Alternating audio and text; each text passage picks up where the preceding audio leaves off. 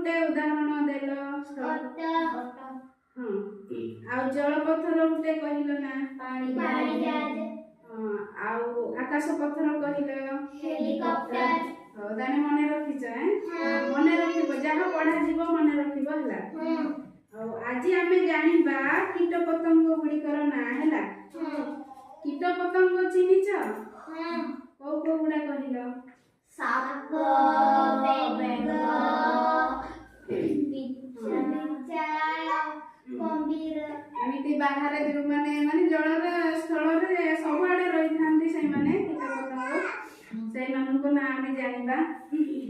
ଏଠି କେତୋଟି କୀଟ ପତଙ୍ଗର ନାଁ ଅଛି ଏଇଟା କିଏ କହିଲ ଏଇଟା ବିଛା ଏଇଟା ହଉଛି ବିଛା କୋଉଠି ରୁହେ ଏମିତି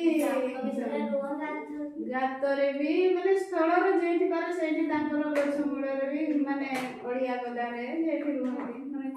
ଗାତ ଗୁଡାରେ ବି ଆଉ ଏଇଟା କିଏ କହିଲ କୁମ୍ଭୀର କୋଉଠି ରୁହେ ପାଣିର ଯେ ମାନେ ନର୍ମାଲ ପାଣିର ନା କୋଉଠି ଇଏ ହଉଛି ସମୁଦ୍ରରେ ରୁହେ ହେଲା ଆମର ଯଦି ପୋଖରୀ ଗୁଡା ରହିଥାନ୍ତେ ତୁମେ ମାନେ ଗାଧେଇ ପାରୁନଥାନ୍ତେ ଏ ଖାଇଦେବ ସମସ୍ତଙ୍କୁ ଆଉ ଏଇଟା କିଏ କହିଲା ବେଙ୍ଗ କୋଉଠି ରୁହେ ଅଧେ ପାଣିରେ ବି ରୁହନ୍ତି ଅଧେ ବାହାରେ ମାନେ ସ୍ଥଳରେ ବି ରୁହନ୍ତି ହେଲା ଗଛରେ ବି ଏମିତି ଆଉ ଏଇଟା କିଏ କହିଲ ଏଇଟା ବୁଢିଆଣୀ ମାନେ କୋଉଠି ରୁହେ କହିଲ ମାନେ ଘରର କୋଣ ଗୁଡିକରେ ସେମାନେ ଜାଲି ଭଳିଆ କରିଥାନ୍ତି ଏଇଟା ହଉଛି ପତଙ୍ଗ ଏଇଟା କିଏ ପିମ୍ପୁଡି ହେଲା ଏଇଟା କିଏ କହିଲ ସାପ କୋଉଠି ରୁହେ ସାପ ତ ବଣରେ ବି ରୁହେ ଘର ଭିତରେ ବି ରୁହେ ଗାତରେ ବି ରୁହେ ପାଣିରେ ବି ରୁହେ ନୁହେଁ କି ଆଉ ଏଇଠି କେତୋଟି କୀଟ ପତଙ୍ଗ ଦେଖିବା ଏଇଟା କିଏ କହିଲ କୁମ୍ଭୀର ତ ସେଠିକି ଦେଖିଲେ ଆଉ ଏଇଟା କିଏ ଏଣ୍ଡୁଅ କେଉଁଠି ରୁହେ ଯୋଉଠି ବି ରୁହେ ସେ ମାନେ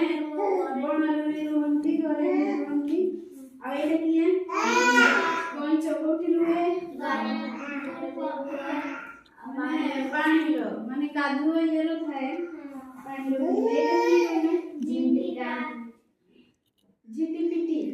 କହିଲେ ଝିଟିପିଟି ଏମିତି ଘର